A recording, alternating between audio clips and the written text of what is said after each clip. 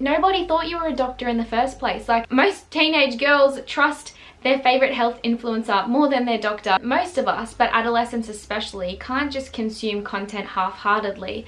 Hey guys, so I just finished filming a video where I tried to do my makeup for the first time in my life, and I'm about to scrub it all off, and I feel so bad to do that because it took me over an hour, and I know that's just like how makeup works, but I feel like I should make the most of it. By the way, I kind of botched the lipstick, so if it looks really bad, then sorry about that. Anyways, so before I scrub it all off, I'm filming this video because this is something that I've been wanting to make a video talking about for a while now.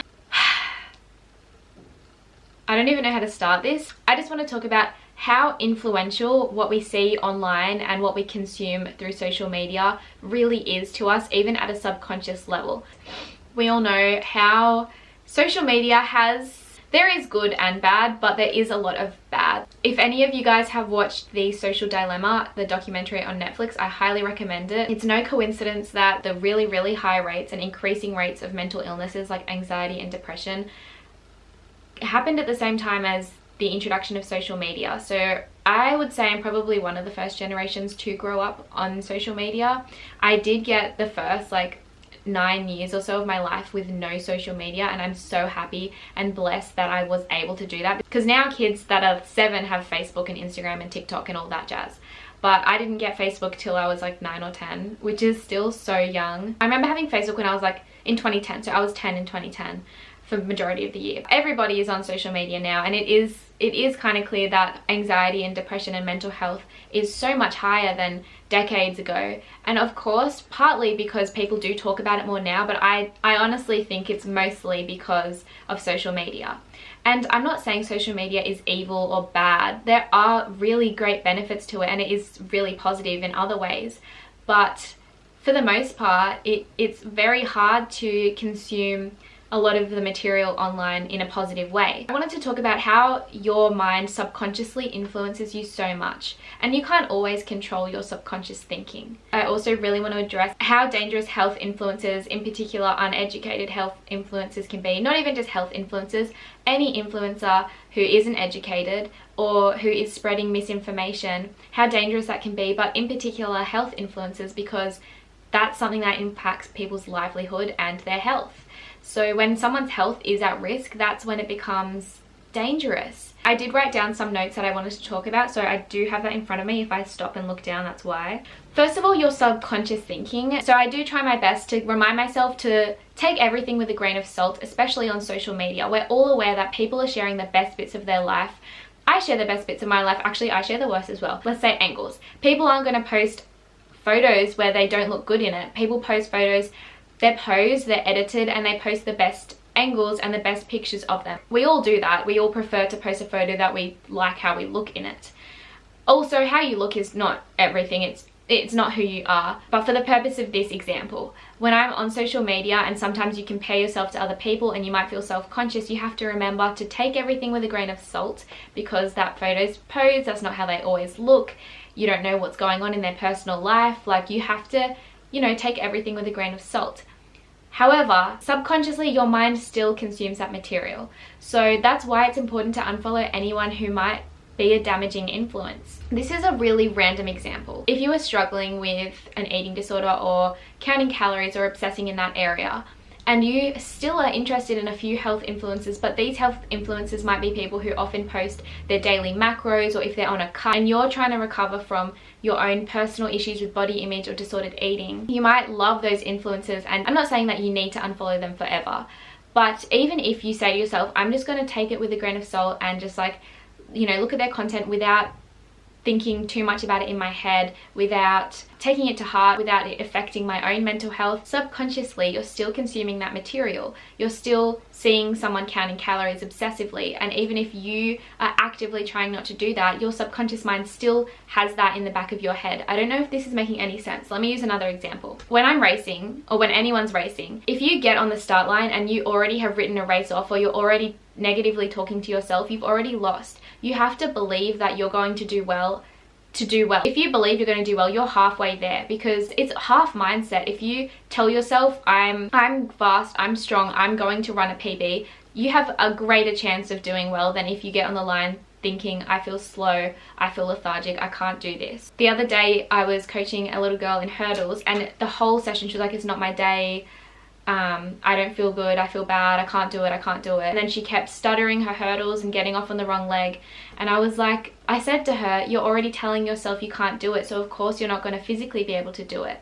So if you go into it with the mindset of I can't, then it's going to be so much harder. Your mindset is so powerful. And I said to her, all right, we're going to do a good rep. And I like G'd her up so much. I was like, come on, you've got this. Fast start, strong start, go hard, you've got this, let's go. And while she was going, I was like, go, go, go.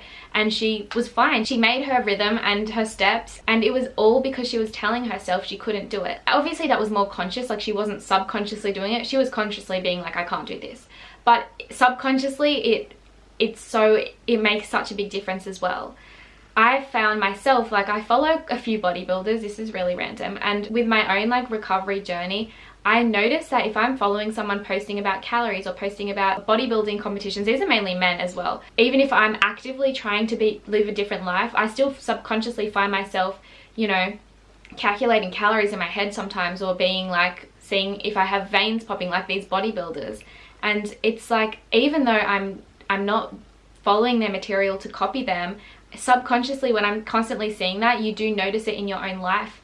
It does affect you in your own life. I don't know if I'm explaining this well, but basically what I'm saying is, even if you don't think influencers have a big impact on you, subconsciously everything you consume does impact you. So now I just want to go into why I think, disclaimer, I'm not a doctor, can be detrimental and damaging. So obviously it's really good to disclaim that you're not qualified. I don't think that someone has to be a doctor to promote a certain thing or to be an influencer in a certain niche.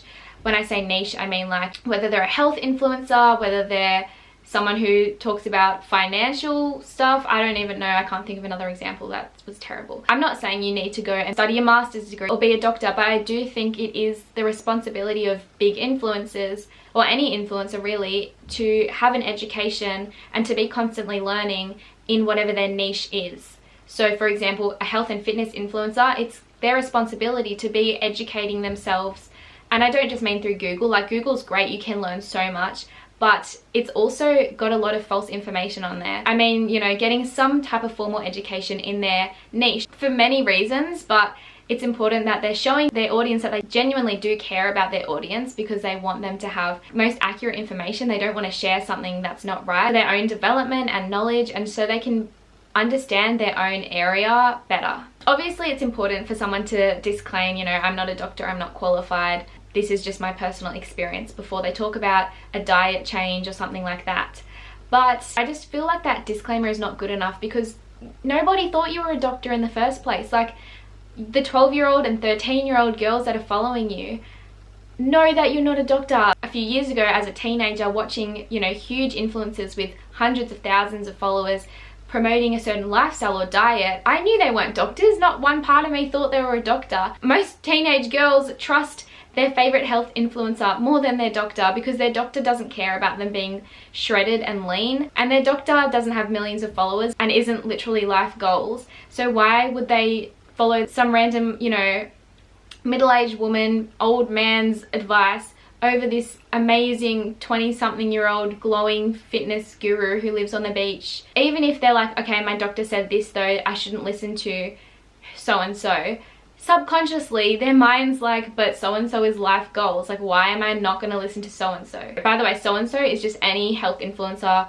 that might be spreading information that might be negative, and it might be from an uneducated background. That's why I really value big influencers like Natasha Ocean, I don't know how to say her last name, but she's educated, she's studied at university, she includes studies and evidence in some of her videos, and it's just so nice to see. I'm not saying health and fitness influencers with no education are terrible people. They're not at all. They promote so many good things, but I just think it's kind of a bit irresponsible of them to not pursue some type of education, or to even make money and sell products in that area without getting an education. Like, anyway, most of us, but adolescents especially, can't just consume content half-heartedly, like with the take everything with a grain of salt. We can't just watch someone eating a paleo diet who seems to be the epitome of health and then go and easily not eat a paleo diet. When I say this, I mean like you subconsciously find yourself cutting back on carbs and stuff like that because you're watching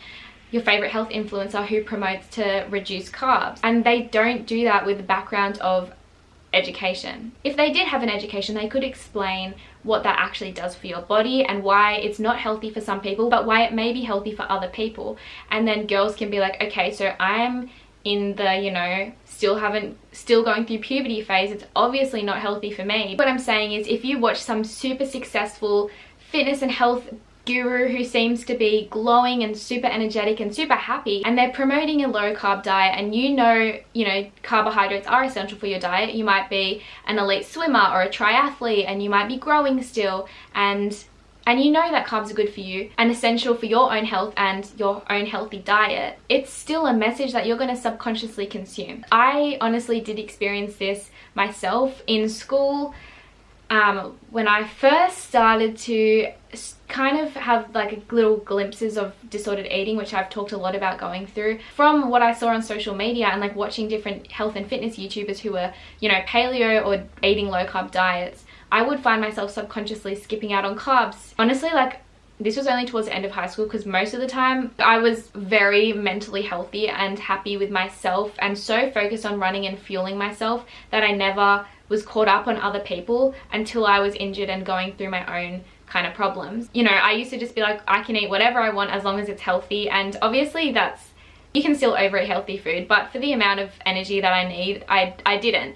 Like, I would eat lots of sweet potatoes, lots of brown rice, lots of oatmeal, and it was all healthy carbohydrates. But as I watched influencers who, you know, didn't eat bread, they didn't even eat like rice or potato, and they constantly said, I'm paleo, or I don't normally eat this, if they did have something like it in their videos, I noticed that I would start to skip on carbs sometimes. Like, I would have salads for lunch at school, like a salad. Okay, that sounded so bad. You can make a super healthy salad and have heaps of veggies, a source of protein, a source of healthy carbs like sweet potato or something like that. But I would just be I wouldn't include sweet potato because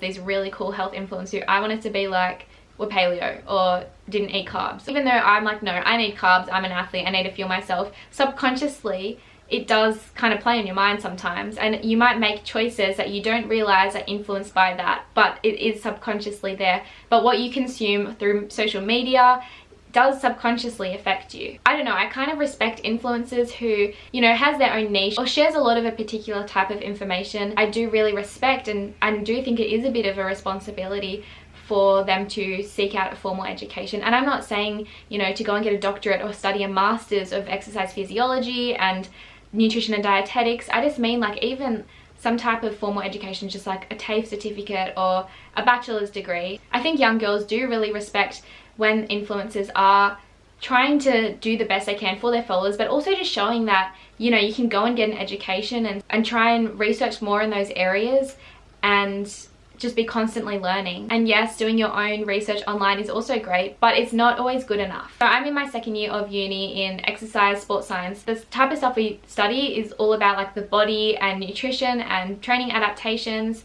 biochemistry, and we've also learned about critically appraising and analyzing evidence that we read and what we see. And from what I've learned in these first 2 years of uni, it's kind of scary, the stuff that's just put out there that we all just believe. If you read some professional looking website, you're not going to think it's wrong, but often these are just broad claims that people make without real true evidence. It's like anecdotal. Anecdotal just means someone saying it works for me, someone else's experience. That doesn't mean it's scientifically proven or even researched much. Like, I didn't do this until recently, but when I read something online, it could be some health claims of a certain food, I didn't think, wait, where's the evidence for this? I would just think, oh, okay, that's a fact.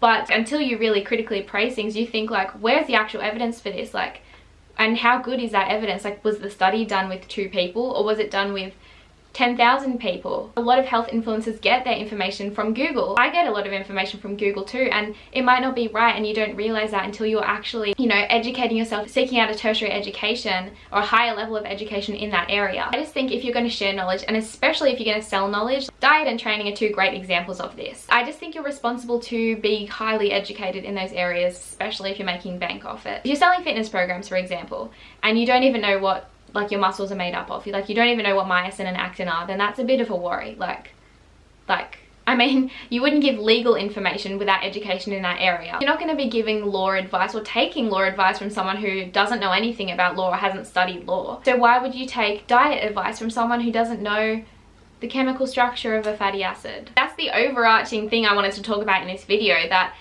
it's hard to not subconsciously consume things, even if you tell yourself, you know, just take everything with a grain of salt, you know, and hence why I think it is important for people who are promoting a certain niche or really prominent in that area on the internet. I'm not saying that someone who is selling recipes or giving diet advice has to get a master's in nutrition and dietetics. Yes, that would be ideal. It's just not realistic. Like imagine if you're a health influencer, you want to share so many different aspects. You can't go and do like 1 billion master's degrees because then you would have to be a vampire. That's not realistic. What I'm saying, if you are going to make a platform that influences someone, like if it influences someone's life and especially their health, it's kind of your responsibility to be continually learning and seeking greater education in whatever that platform or niche you're in is. It kind of just shows your audience that you want the best for them, you want to give the best advice out, and you want to learn more for yourself, and it does reduce the risk of misinformation. For me, I know I'm constantly learning, and just the more I learn at uni, the more I get kind of annoyed at like some of the things I see online, because I'm like, how can these people with millions of followers be saying this stuff to impressionable young people? And it's not right. I'm not just bashing out anyone who's famous without an education. A lot of these influencers do share great and really helpful things that change people's lives in a better way, and they shouldn't stop their platform. I just think on top of what they do, and I know it's hard because people are so busy, but even like part-time just trying to better themselves in that area would be refreshing. I do feel uncomfortable if I share a certain type of advice without having some type of education or knowledge or be seeking education in that area. I follow plenty of girls who are studying nutrition and dietetics and sharing lots of information on what they learn, but they haven't got their degree yet, but they're still trying to learn and better themselves in that area. Going back on the subconscious influences of your world and how you think, it's not just about social media and what you see online, it's how you talk to yourself. The way you think and the way you talk to yourself subconsciously influences you a lot. So it's just so important to be kind to yourself. And I don't mean like soft on yourself all the time. I just mean like listen to your body, have good talk to yourself, because subconsciously that builds up who you are inside as well. This makes no sense. Anyways, I hope this video made sense. I feel like it was really, like I knew what I wanted to say, but it was unstructured, and I kind of just had typical me having like 5 thoughts popping into my head at once and me going on tangents. And anyways, I hope you guys enjoyed this video, and I hope you found it kind of insightful and it made you feel better about just what you see online, that you don't have to take it too seriously and it's not the be all and end all. And maybe it just reminded you to take everything with a grain of salt, as hard as that can be. If you did like this video, please give it a like and subscribe to my channel. That really means a lot. And I hope to see you in the next video. Bye!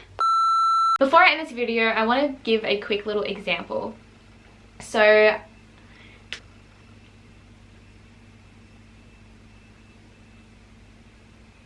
no, I don't want to give a quick little example. My mind has literally, it was a classic one.